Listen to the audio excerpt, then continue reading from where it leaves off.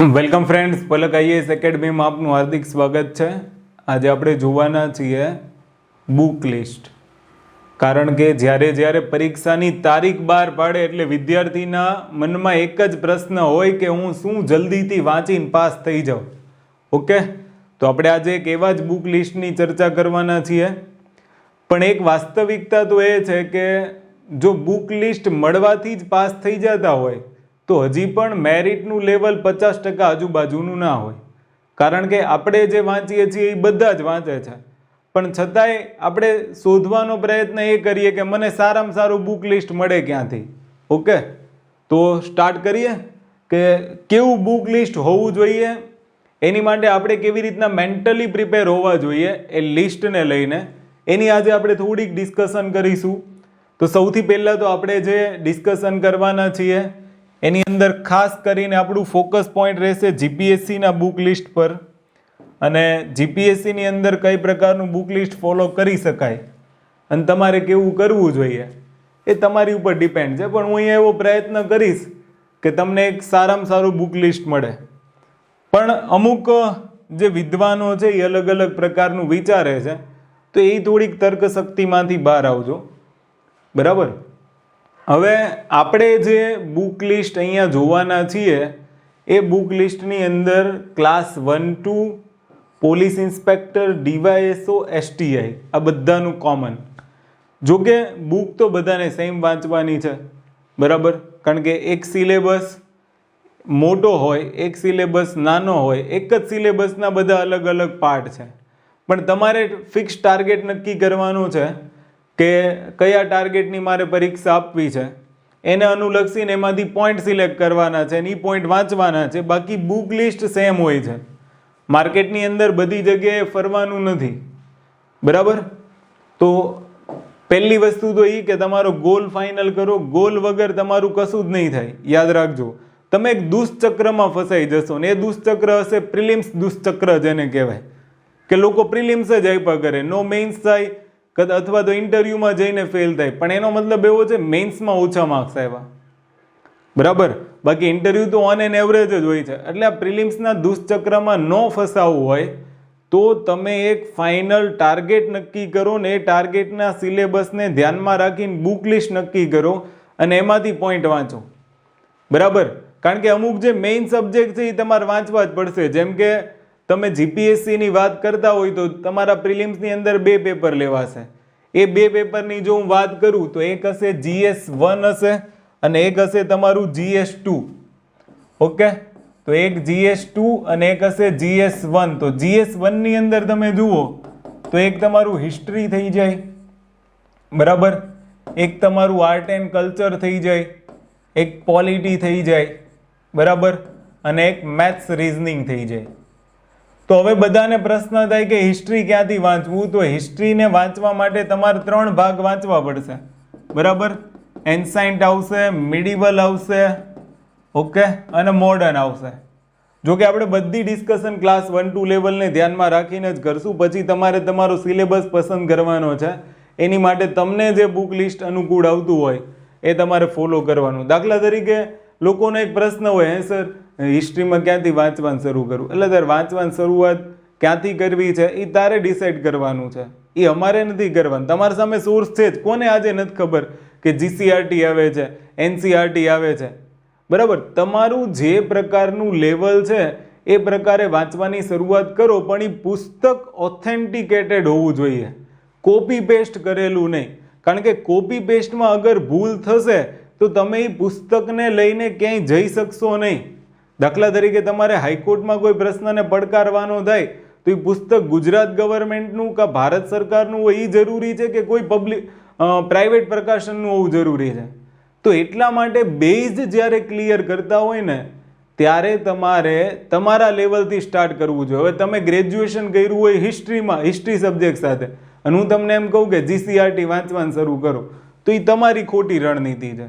કારણ કે તમે એક લેવલ સુધી એમાં જુઓ તો તમારે પછી એનો સ્ત્રોત વાંચવો જોઈએ. લાઈક તમે હિસ્ટ્રીની અંદર યુઝ કરી શકો છો સ્પેક્ટ્રમ, સમજ પડી. પણ જો તમારો બેઝ જ હિસ્ટ્રી નથી, જે લોકો સાયન્સ ફિલ્ડ સાથે જોડાયેલા છે, જેણે હિસ્ટ્રી ઘણા વર્ષોથી છોડી દીધું છે, તો એને બેઝ જીસીઆરટી કાં તો એનસીઆરટી, પણ જીસીઆરટી મને એનસીઆરટીમાંથી નહીં, બેમાંથી એક જ પસંદ કરો, બરાબર. તો તમારે નક્કી કરવાનું છે કે તમારે કયા લેવલથી વાંચવું છે. પછી એમાં એવું નહીં કે સર 8માંથી વાંચું 12માંથી વાંચું. અલા, તમને 12માનું ન આવડતું હોય તો 11માનું, 11માનું ન આવડે 10માનું, 10માનું ન આવડે 9માનું, એ ન આવડે તો પહેલા ધોરણથી શરૂ કરો. જો કે પહેલા ધોરણમાં એવું કંઈ આવે જ નહીં, પણ કમસે કમ તમે તમારું લેવલ જાતે નક્કી કરો કે ક્યાંથી મારે એ પુસ્તકો વાંચવા છે, બરાબર. એટલે પહેલું તો કન્ફ્યુઝન એ દૂર કરી દો, ક્યાંથી વાંચવું જોઈએ, શું વાંચવું જોઈએ. એક તમારે બેઝ ક્લિયર કરવા માટે સારા પુસ્તકો વાંચવા જોઈએ. મારો ફાઇનલી આન્સર આ જ રહેશે. પછી તમારે જે વિચારવું હોય, બરાબર. હિસ્ટ્રી માટે માર્કેટની અંદર ઘણા બધા સ્ત્રોત છે, જેમ કે ગુજરાતની અસ્મિતા છે, એ સિવાય ગુજરાતની જે માહિતી નિયામક કચેરી છે તો એના દ્વારા પણ ઘણા બધા પ્રકાશનો છે. ગુજરાતની સંસ્કૃતિ ઉપર પણ જોવા મળશે તમને, એની આપણે આર્ટ એન્ડ કલ્ચરની અંદર વાત કરીશું. હિસ્ટ્રી માટે તમે એક સોર્સ બનાવી શકો છો ગુજરાતની અસ્મિતા, બરાબર. એ સિવાય સ્પેક્ટ્રમ થઈ જાય, મોડર્ન હિસ્ટ્રી માટે મોસ્ટ ઇમ્પોર્ટન્ટ છે. અને બેઝ બનાવવા માટે તો એનસીઆરટી જ વાંચવી જોઈએ, બરાબર. પછી એઝ યુ વિશ, તમારો જે પ્રકારનો બેઝ હશે ત્યાંથી વાંચવાની શરૂઆત કરવી જોઈએ. પણ હવે તમારે પાછો સિલેબસને ધ્યાનમાં રાખવાનો છે કે એનસીઆરટીની અંદરથી વાંચો છો તો જોવાનું કે એન્શન્ટ હિસ્ટ્રી તમારામાં છે, પ્રાચીન ભારત છે તો કે આ છે તો વાંચવાનું. મિડિવલ હિસ્ટ્રી ઘણી બધી એક્ઝામમાં નહીં જોવા મળે તો નહીં વાંચવાનું. મોડર્ન તો બધામાં કોમન હશે તો મોડર્ન વાંચવાનું.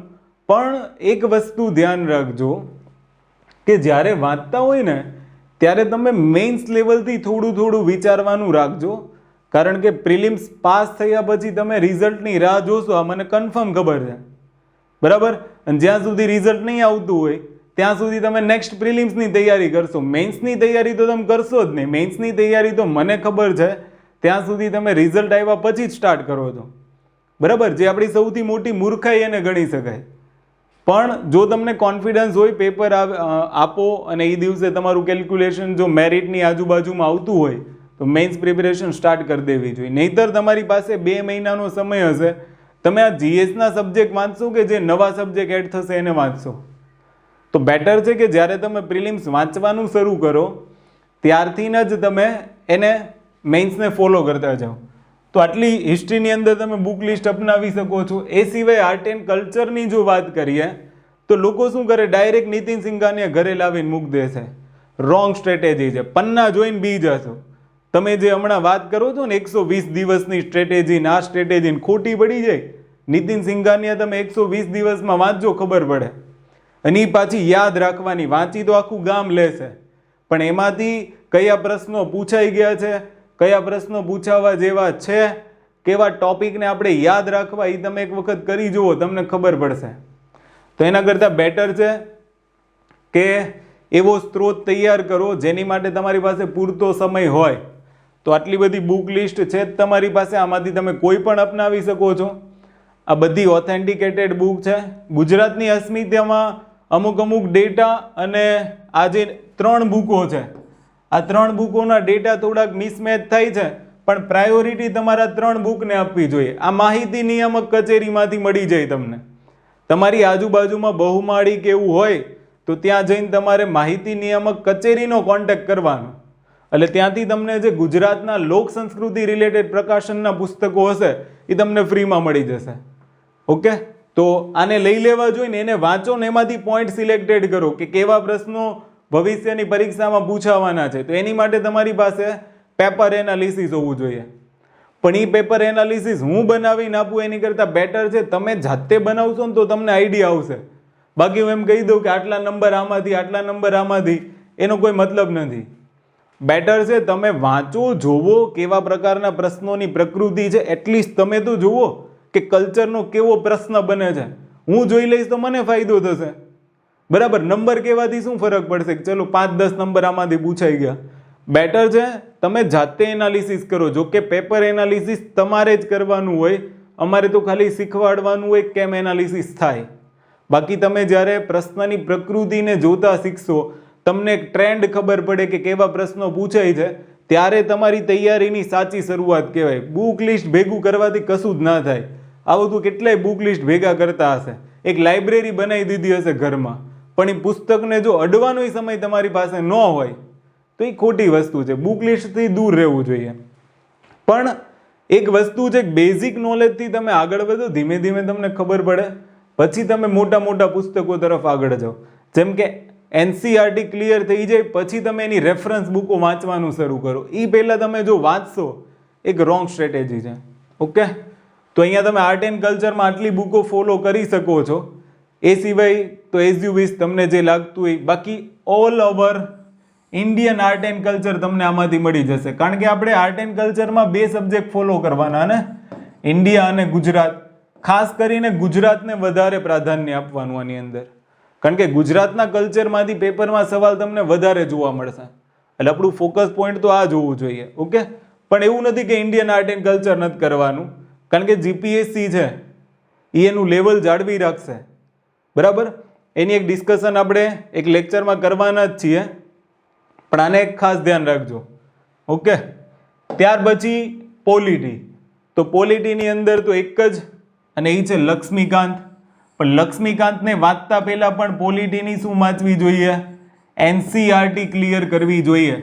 એનસીઆરટીનો બેઝ ક્લિયર ન હોય ને પોલિટી વાંચવા જાઓ તો ધ્યાન રાખજો, આજે 2-3 મહિના પહેલા જે વિદ્યાર્થીઓ તૈયારી શરૂ કરે છે એની માટે આ હેઝાર્ડ કહેવાય. બરાબર, એટલે આ એક રોંગ સ્ટ્રેટેજી છે કે તમે તમારી ઘરે લક્ષ્મીકાંત લાવીને મૂકી દો. પહેલા તમે બેઝ ક્લિયર કરો. તમે એક વસ્તુ વિચારો કે એક દિવસ ખાલી વાંચી તો જુઓ કે એક દિવસમાં કેટલા પન્નાનું આઉટપુટ આવે છે. પન્ના ફેરવવાથી પ્રિલિમ્સ નહીં પાસ થવાય.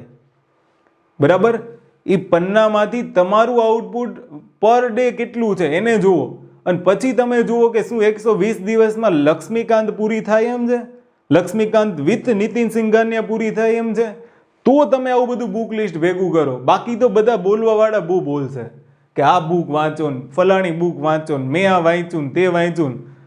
પોસિબલ જ નથી. 120 ડેઝની અંદર જો આ બુક લિસ્ટ ફોલો કરવા જાઓ ને માણસ પાગલ થઈ જાય.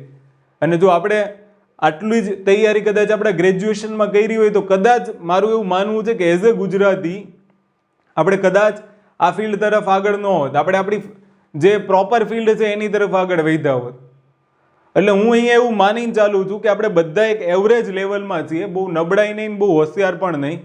તો મારું પર્સનલી એક સજેશન છે કે તમને જે લેવલથી નથી આવડતું એ લેવલથી વાંચવાનું સ્ટાર્ટ કરો, પૂરતો સમય આપો, પૂરતું આઉટપુટ લેવાની ટ્રાય કરો ને પછી એક્ઝામની અંદર બેસો. નહીં તો આ જે એક દુષ્ચક્ર છે ને એમાં તમે જોજો લોકો 5-5, 6-6 વર્ષ સુધી પ્રિલિમ્સ અને મેઇન્સ જ આપ્યા કરે છે. તો આમાંથી જો તમારે બચવું હોય તો એક પરફેક્ટ સમય, એક પરફેક્ટ સ્ટ્રેટેજી અને પરફેક્ટ આઉટપુટ સાથે કામ કરવું પડશે. એની માટે આપણે એક અલગથી સેશન રાખવાના જ છીએ, પણ આની અંદર તમારે ફોલો કરવાનું છે. તો પોલિટીની અંદર તમે લક્ષ્મીકાંતને અપનાવી શકો છો, પણ એ ક્યારે? એનસીઆરટીનો બેઝ ક્લિયર થઈ જાય પછી. પણ વિચારજો કે તમે તૈયારીની શરૂઆત કરો છો પછી આ બુક પૂરી થાય એમ છે તો જ ઘરે લાવો, નહીં તો એક પુસ્તક લાવો, એને વાંચો, સમજો, એ આવડી જાય પછી નવું પુસ્તક લાવો. ઘરે લાઇબ્રેરી બનાવવાથી બચો. બરાબર, નેક્સ્ટ રીઝનિંગ અને એપ્ટિટ્યૂડ. તો આની અંદરથી તમારે યુટ્યુબમાં મોસ્ટ ઓફલી બધા લેક્ચર જોવા મળશે. યુટ્યુબની અંદર તમે ફ્રી સેશન જોઈ શકો છો, કોઈ બુક લેવાની જરૂર નથી. અલગ અલગ મેથડની ખાલી તમે એક વખત નોટ્સ બનાવી લો, ચેપ્ટર ક્લોઝ. બરાબર, તમને જેની મેથડ સારી લાગે એની. દાખલા તરીકે મેં કોઈ રીઝનિંગની મેથડ મૂકી દીધી, મારી સારી લાગે, નોટ્સ કરો. મેથડ, પ્રેક્ટિસ ક્વેશ્ચન નહીં. એમાં કેવું કે કોડિંગ ડીકોડિંગ તો એમાં અલગ અલગ પેટર્ન આવતી હશે, તો બધી પેટર્નની એક નોટ્સ બનાવો. બુક્સ ફોલો કરવાની આની અંદર જરૂર જ નથી. સર રકમ ક્યાંથી મળે? રકમ યુટ્યુબમાં મળશે ને છતાંય ન મળે તો ટેલિગ્રામનો યુઝ કરો, એમાં જોઈએ એટલા ડોક્યુમેન્ટ મળે. બાકી આની અંદર કોઈ બુક્સની જરૂર નથી. સમજ પડે છે? એટલે તમારે ખાલી ફોકસ કરવાનું છે કે રીઝનિંગ ને એપ્ટિટ્યૂડ વખતે તમારી પાસે મેથડ હોવી જોઈએ, કેલ્ક્યુલેશન કરવા માટેની ટ્રીક હોવી જોઈએ, પણ એવું નહીં કરતા કે ટ્રીકોનો ભરમાર થઈ જાય. કારણ કે એ યાદ રાખવો ને અઘરી વસ્તુ છે. પરીક્ષામાં એટ ધેટ ટાઈમ તમને કોઈ સૂત્ર યાદ નહીં આવે. એના કરતાં બેટર છે કે બેઝિક તમારું જે નોલેજ છે એ નોલેજથી એને ગણવાની ટ્રાય કરો. બાકી બધી ટ્રીકો નહીં યાદ રહી. એક્ઝામ હોલની અંદર તમે એક વાતાવરણ જોશો ને તો તમને ખબર પડશે. એટલે જે મિત્રો નવા હોય એના વિડીયો જોતા હોય તો ખાસ ધ્યાન રાખે કે તમે જાતે ગણવાની ટ્રાય કરો અને જાતે કદાચ તમે શોર્ટ ટ્રીક બનાવી શકતા હોય તો બનાવો, બાકી મારી શોર્ટ ટ્રીક એ ફોલો નહીં કરવાની. ઓકે, તો આ એક આની અંદર ખાસ ધ્યાન રાખવાનું છે. અહીંયા આપણું પેપર 1 પૂરું થઈ જાય, પેપર 2 ની શરૂઆત થશે સાયન્સ એન્ડ ટેકમાંથી. ત્યાંથી જો તમે પ્રશ્ન જુઓ તો મોસ્ટ ઓફલી ટેકનોલોજી બેઝ પ્રશ્નો બનતા હોય છે. તો જે આપણી સ્પેસ ટેકનોલોજી છે, બરાબર, આઈસીટી છે, બાયોટેકનોલોજી છે, તો અહીંયાથી પ્રશ્નો વધારે બનતા હોય. તો એની માટે શું ફોલો કરવું? તો એની માટે તમે ઇસરો, ડીઆરડીઓ આ બધી વેબસાઇટ હશે, એમાં એક પબ્લિકેશન નામનો ઓપ્શન હશે ડીઆરડીઓની વેબસાઇટમાં, એમાંથી તમે સારા સારા લેખ છે એ વાંચી શકો છો. ઇસરોની વેબસાઇટને ફોલો કરો, એમાં પર્ટિક્યુલર મિશન આપેલા છે, પીએસએલવીના છેલ્લા કયા, જીએસએલવીના કયા, ઇમ્પોર્ટન્ટ મિશન કયા કયા છે, બધું જ એની અંદર મળશે. તો વેબસાઇટ ફોલો કરો. એ સિવાય જો બધાનું કમ્પાઇલેશન જોવું હોય તો તમે એક વિજ્ઞાન પ્રગતિ કરીને મેગઝીન આવે છે, આ મંથલી મેગઝીન હોય છે, આને ફોલો કરો. છેલ્લા જ્યારે તમે એક્ઝામ આપતા હોય તો છેલ્લા 1 વર્ષની તમે વિજ્ઞાન પ્રગતિના આર્ટિકલ્સ વાંચી લો, બરાબર, તો એ પણ તમને ઘણો બેનિફિટ કરાવશે. બાકી વધે છે બેઝિક વિજ્ઞાન, તો બેઝિક સાયન્સ માટે તો તમે એનસીઆરટી વાંચી શકો છો, પણ એ ગૌણ સેવાને એની માટે છે. પણ આપણે જો તૈયારી કરવી હોય તો બેઝિક સાયન્સને તમે એઝ ઇટ ઇઝ ગૌણ સેવા તરીકે જે લેક્ચર્સ હોય એને જોઈ શકો, અથવા તો તમે એનસીઆરટી જાતે પણ વાંચી શકો. પણ એક વસ્તુ છે, પ્રશ્નો વધુ ટેકનોલોજીમાંથી બને છે. બેઝિક સાયન્સના પ્રશ્નો બહુ ઓછા હોય છે. તો મારું એવું માનવું છે કે 400માંથી 150 માર્ક્સની ગણતરી આપણે રાખવી જોઈએ અને એને ધ્યાનમાં રાખીને જ પ્રિપેરેશન કરાય. પછી એવું નહીં કે 2-3 માર્ક્સ માટે આપણે બહુ બધી બુક્સો વાંચીએ. એ લેવલ ક્યારે ખબર? બધા સબ્જેક્ટનું બેઝિક નોલેજ બની જાય પછી તમે એ લેવલ સુધી જવાનો પ્રયત્ન કરો. પણ એની પહેલાં આવું પગલું ભરવું એક ભયજનક પગલું કહી શકાય. ઓકે, એટલે વિજ્ઞાનની અંદર તમે આ ધ્યાન રાખી શકો છો. ટેકનોલોજી સબ્જેક્ટને ફોકસ કરો.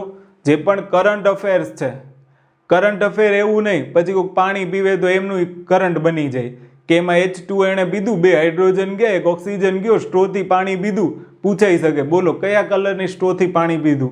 આવું કરંટ નહીં. ડેઇલી કરંટ બહુ બધો બોજ બનાવશે. મંથલી કરંટ અફેર એ પણ સિલેક્ટેડ ટોપિક વાંચો જે ખૂબ જ હાઇલાઇટ હોય. અને એક ધ્યાન રાખજો કે તમે એક પેપરનો ટ્રેન્ડ જોશો ને તો ખબર પડશે કે જે વર્ષમાં સૌથી વધુ હાઇલાઇટ હોય એ ઘટનાઓ ઉપર ઓછી ફોકસ થાય, એની સિવાયની ઘટનાઓમાંથી પ્રશ્ન હવે બને છે. કારણ કે બધાને ખબર છે કોરોના અત્યારે આપણા રક્તકણોમાં ઉતરી ગયો હશે. કોને કોરોના વિશે પૂછે ના આવડે? કયો વાયરસ ક્યાંથી આવ્યો, શું થયું, કેવી રીતના ફેલાય, બધું જ આવડતું હોય. તો શક્યતા છે કે ત્યાંથી ઓછા પ્રશ્નો બની શકે. મોસ્ટ ઓફલી બીજા એને રિલેટેડ જેટલા વાયરસ છે ત્યાંથી પ્રશ્ન બને. તો એક તમારે ધ્યાન રાખવું જોઈએ, વાંચવું કેવી રીતના તૈયારી કરવી. છતાંય તમારે જો બુક લિસ્ટ જ ભેગું કરવું હોય તો કરો. ઓકે, ત્યાર પછી એક નેક્સ્ટ છે ઇકોનોમી માટે શું વાંચી શકાય. તો ઘણા બધા યુટ્યુબના લેક્ચર્સ જોવે છે, તો એનાથી આપણને કોઈ વાંધો નથી. તમે યુટ્યુબના લેક્ચર પણ ફોલો કરી શકો છો. જીસીઆરટી અથવા તો એનસીઆરટીને પણ ઇકોનોમીની અંદર બેઝ બનાવી શકાય અને પહેલાં એને જ બનાવવું જોઈએ. પણ એક વસ્તુ ધ્યાન રાખવાની છે કે ઇકોનોમીને કરંટ સાથે ભણવું ખૂબ જ જરૂરી છે, બરાબર. કારણ કે અમુક જે ડેટાઓ ચેન્જ થતા હશે, અમુક વ્યાખ્યામાં બદલાવ આવતો હશે, એ બદલાવ કરંટ સાથે જ શીખવા મળે. એટલે બેટર છે કે તમે કરંટ અપડેટ હોય એવા લેક્ચર જુઓ. પછી એવું નહીં કે આપણે બહુ જૂના લેક્ચર્સ જોતા હોય, આપણને ખબર ના હોય કે ક્યારે અપડેટ થયું છે એમ. તો જે લેટેસ્ટ કરંટ અફેરના લેક્ચર આવતા હોય યુટ્યુબની અંદર એને તમે જોઈ શકો. એ સિવાય તમે આ જીસીઆરટી, એનસીઆરટીને ફોલો કરી શકો પણ બેઝિક નોલેજ માટે. બાકી તો ઇકોનોમી કરંટ બેઝ જ તૈયાર કરવું પડે, બરાબર. અને ઇકોનોમી માટે ખાસ તમારું ફોકસ હોવું જોઈએ જે તે વર્ષનું બજેટ હોઈ શકે છે એની અંદર, બરાબર. પછી જે વર્ષે તમે પ્રિપેરેશન કરતા હોય એનો સર્વે હોઈ શકે છે. ઓકે, ગુજરાતનો ઇકોનોમિક સર્વે પણ તમે વાંચી શકો છો. તો આમાંથી પ્રશ્નો બને છે. મોટા ભાગના પ્રશ્નો ફર્સ્ટ પેરા તમે વાંચશો ઇકોનોમિક સર્વેનો એમાંથી જ હશે, પ્રિલિમ્સ હોય કે મેઇન્સ હોય.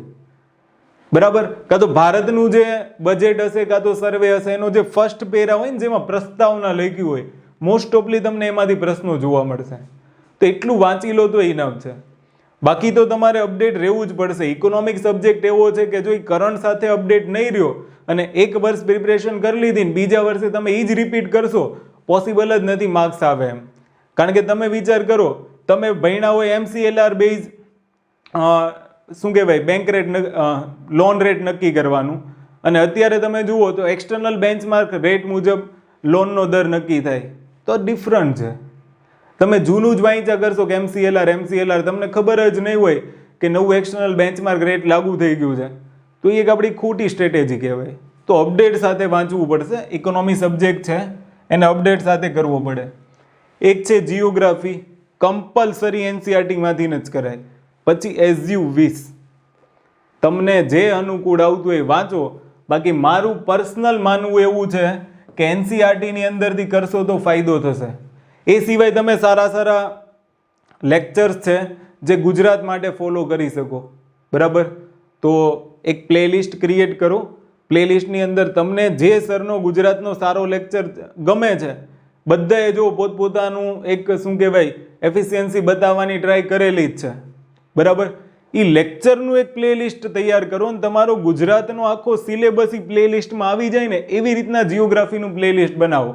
ફ્રીમાં કોર્સ બની જાય. સમજ્યા તમે? તો એક ફ્રીમાં કોર્સ બનાવી લો ને તમે, એની માટે પરચેસ કરવાની જરૂર નથી. બરાબર, તો ગુજરાતની જે જીઓગ્રાફી છે એની માટે સારામાં સારા લેક્ચરો તમને યુટ્યુબમાં મળી જશે, જેમાંથી તમને વધુ કન્ટેન્ટ મળે છે એવું એક જાતે પ્લેલિસ્ટ તૈયાર કરી લો. સર હવે પ્લેલિસ્ટ શીખવાડો ને કેમ બનાવું, યુટ્યુબમાં સર્ચ મારી લેજો. બરાબર, પણ ધ્યાન રાખજો કે એક સારું પ્લેલિસ્ટ તૈયાર કરી લો. જેણે જેણે સારું સારું નોલેજ આપ્યું છે એ બધાથી આપણા સિલેબસના ટોપિક કવર થવા જોઈએ, બીજી કોઈ વાત નહીં. સિલેબસનો એક એક ટોપિક કવર થઈ જાય અને બધા સર પાસેથી બેસ્ટ નોલેજ મળતું હોય તો પ્રોબ્લેમ શું? એક ફ્રી કોર્સ આપણો તૈયાર થઈ જાય.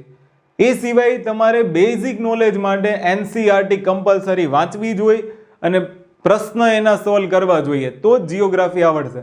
બાકી ગોખવાથી જીઓગ્રાફી નહીં આવડે. અને હવે એ ભૂલી જાઓ કે ભારતના અક્ષાંશ કેટલા ને રેખાંશ કેટલા આવા સવાલો બને. આપણે બુક લિસ્ટ જોઈ રહ્યા છીએ GPSC નું, એટલે ફિઝિકલ જીઓગ્રાફી આવશે આની અંદર તમારે. બરાબર, એ સિવાય એક ઇન્ડિયન જીઓગ્રાફી જોવાની આવશે અને ગુજરાત જીઓગ્રાફી, 3 સબ્જેક્ટ આવશે.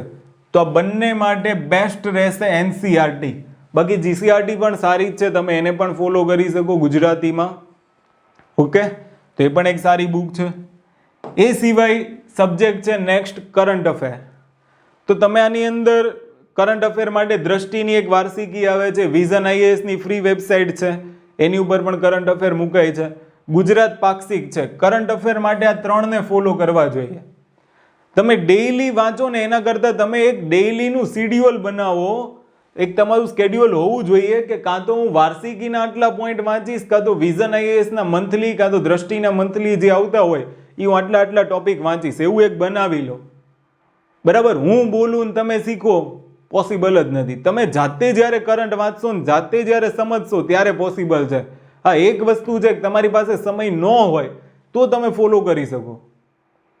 બરાબર, કેમ વાંચવું એમ ના ખબર પડતી હોય તો તમે એક લેક્ચર સિરીઝ જોઈ શકો. બાકી અંતે હું ભણાવું, કોઈ પણ ભણાવે, તમારે આ 3 પુસ્તકો કાં તો 3 માંથી સિલેક્ટેડ 2 પુસ્તકો વાંચવી પડે ને વાંચવી જ પડે. બરાબર, એટલે હવે તો યુટ્યુબ એ સારો એવો સ્ત્રોત થઈ ગયો છે.